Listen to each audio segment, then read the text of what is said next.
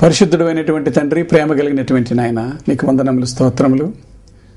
నాయన, ఇప్పుడు నీ బిడ్డలకు సత్యవాక్యాన్ని చెప్పుచుండగా మీరు తోడుగా ఉండండి.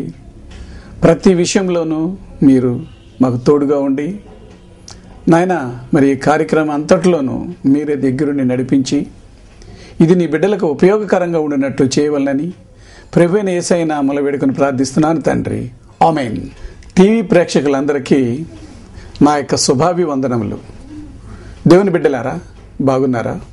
ఈరోజు మన యొక్క అంశం 666 సాతాను ముద్ర పార్ట్ 3. ఇంత క్రితం ఈ 666 666 మీద 2 భాగాలు ఇవ్వటం జరిగింది. ఇది పార్ట్ 3 సాతాను ముద్ర 666. ఈ యొక్క సంఖ్య పైన రకరకాల భిన్నాభిప్రాయాలు ఉన్నాయి ప్రజల్లో. మరి దీని గురించి సరైనటువంటి అవగాహన బైబిల్ ద్వారానే రావాలి తప్పితే ఎవరికి ఇష్టం వచ్చినట్టు వారు చెప్పటం సమంజసం కాదు. కొందరు ఏమంటారంటే ఇది దెయ్యపు ముద్రని, కొందరు వచ్చి సాతాను ముద్రని రకరకాలుగా చెప్తూ ఉంటారు. ఏది ఏమైనా మనకు మాత్రం సత్యం తెలియాలి. దేవుడు ఏంటంటే ప్రతిదీ కూడా మన బైబిల్లో రాయించాడు. సమస్తం తెలుసుకుంటే మనం పరలోకానికి వెళ్ళటానికి ఒక రూటు, అంటే ఒక సరైనటువంటి అవగాహన పరలోకానికి వెళ్ళటానికి వస్తుంది అనేటువంటిది దేవుని సంకల్పం. కాబట్టి ప్రతి విషయాన్ని కూడా ఈ యొక్క బైబిల్లో రాయటం జరిగింది. ఇక్కడ మన అంశం ఏంటంటే 666 సాతాను ముద్ర. ఇది ఎక్కడ రాయబడిందంటే బైబిల్లో ప్రకటన గ్రంథం 13వ అధ్యాయం 18వ వచనంలో రాయబడింది. బుద్ధి గలవాడు మృగము యొక్క సంఖ్యను లెక్కింపనెమ్ము, అది ఒక మనుష్యుని సంఖ్యయే, ఆ సంఖ్య 666, ఇందులో జ్ఞానము గలదు. బుద్ధి గలవాడు మృగము యొక్క సంఖ్యను లెక్కింపనిమ్ము, అది ఒక మనుష్యుని సంఖ్యయే, ఆ సంఖ్య 666, ఇందులో జ్ఞానము గలదు. ఇది ఈ ప్రకటన గ్రంథం 13వ అధ్యాయం 18వ వచనంలో రాయబడింది. ప్రియులారా, ఇక్కడ మనకి ప్రకటన గ్రంథం అనగానే తెలియాల్సింది ఏంటంటే ఈ ప్రకటన గ్రంథం అంతా కూడా ఉపమాన అలంకారంతో రాయబడి ఉంటుంది అనేటువంటిది ప్రతి ఒక్కళ్ళు గమనించాలి. అంటే యేసు ప్రభువుని గొర్రె అంటే యేసు ప్రభు గొర్రె కాదు, గొర్రె యేసు ప్రభు కాదు, కానీ ఆ భావాన్ని తీసుకోవాలి. గొర్రె సమస్తం కూడా మరి ఈ యొక్క ప్రజలకు ఇస్తుంది. అలాగే ఘట సర్పం అపవాదిని పోలిస్తాం. సర్పం కాదు అపవాది, కానీ దాని భావాన్ని తీసుకోవాలి. క్రూరమైనటువంటి భావం అన్నమాట. కాబట్టి ఇక్కడ ఈ ప్రకటన గ్రంథంలో మనం ఏం చేయాలంటే ఉపమానాలంకారంతో తీసుకోవాలి. దీన్ని, ఈ వాక్యాన్ని కూడా ఉపమానాలంకారంతో తీసుకోవాలి. చూద్దాం. మనకి అపోస్తలుడైన పౌలు ఏం చెప్పాడంటే తిమోతికి ఒక మంచి మాట చెప్పాడు. సత్యవాక్యాన్ని సరిగా విభజించువానిగా దేవునికి కనపరుచుకొనవలెను అని చెప్పాడు ఇక్కడ. కాబట్టి ఇక్కడ ఈ వాక్యాన్ని మనం 4 భాగాలు విభజిద్దాం. ఒకటేంటి అంటే బుద్ధి గలవాడు మృగము యొక్క సంఖ్యను లెక్కింపనిమ్ము, అది ఏ.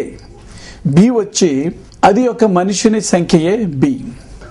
సి వచ్చి ఆ సంఖ్య 666. డి వచ్చి ఇందులో జ్ఞానము గలదు. అంటే 4 భాగాలు విభజించాను, ఏబిసిడి అని. ఇప్పుడు దీని గురించి పరిశోధిద్దాం. దేవుడు బిడ్డలారా, ఇక్కడ మనం గమనిద్దాం.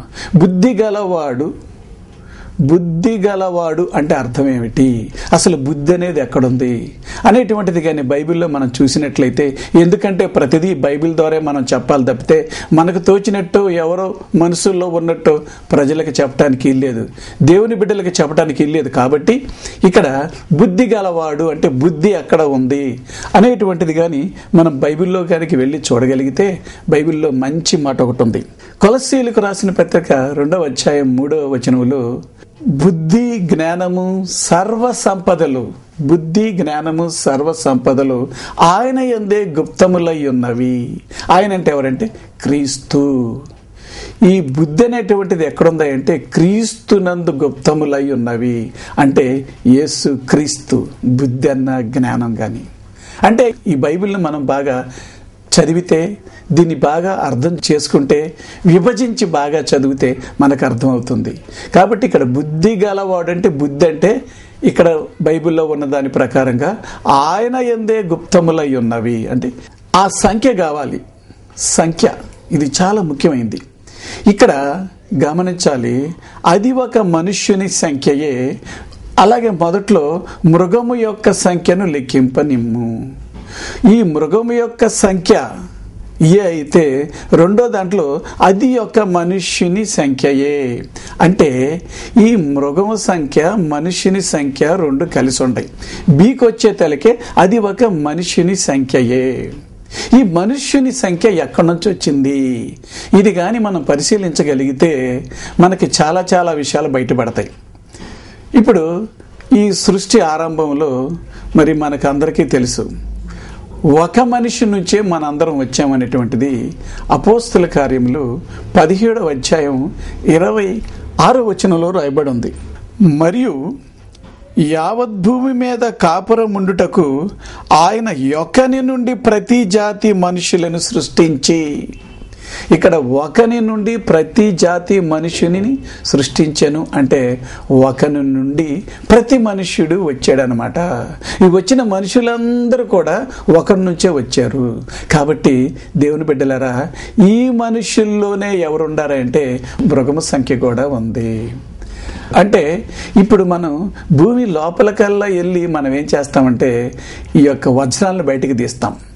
అలాగే ఇక్కడ ఆ మనుష్యుల్లో నుంచి వచ్చినటువంటి మంచివాళ్ళు అంటే పరిశుద్ధులు ఎవరు అనేటువంటిది ఇప్పుడు మనం పసిగట్టాలి. పరిశుద్ధులు కానీ మనం పసిగడితే మనకేంటంటే ఈ యొక్క అంకె యొక్క మర్మం తెలుస్తుంది. అందుకని అది ఒక మనుష్యుని సంఖ్యయే. ఈ మనుష్యుని సంఖ్యలోనే ఎవరుండారంటే మృగము సంఖ్య కూడా ఉంది. ఇది ఇక్కడ విషయం. మనుష్యుని సంఖ్యలో మృగం సంఖ్య కూడా ఉంది. ఇక్కడ మనం పసిగట్టాల్సింది ఏమిటాయంటే మనుష్య కుమారుల్లో మరి మృగము సంఖ్య కూడా ఉంది. దీంట్లో మనం జ్ఞానవంతులైనటువంటి వాళ్ళని పసిగట్టాలి. అంటే ఈ యొక్క సంఖ్యలో మృగము సంఖ్య, మనిషి సంఖ్య ఈ రెండు కూడా ఒకటేను. ఈ సంఖ్యలో మరి పరిశుద్ధులు, జ్ఞానము కలిగినటువంటి వాళ్ళని మనం పసిగట్టాలి. బుద్ధి జ్ఞానములు క్రీస్తునందే గుప్తములై ఉన్నవి అని ఉంది. కాబట్టి ఇప్పుడు జ్ఞానము కలిగినటువంటి వాళ్ళని మనం పసిగట్టాలి. అంటే దీంట్లో జ్ఞానవంతులు ఉన్నటువంటి ప్రపంచంలో ఉన్నటువంటి 700 కోట్ల మంది కూడా జ్ఞానవంతులేనా? కాదు. ఎలాగా?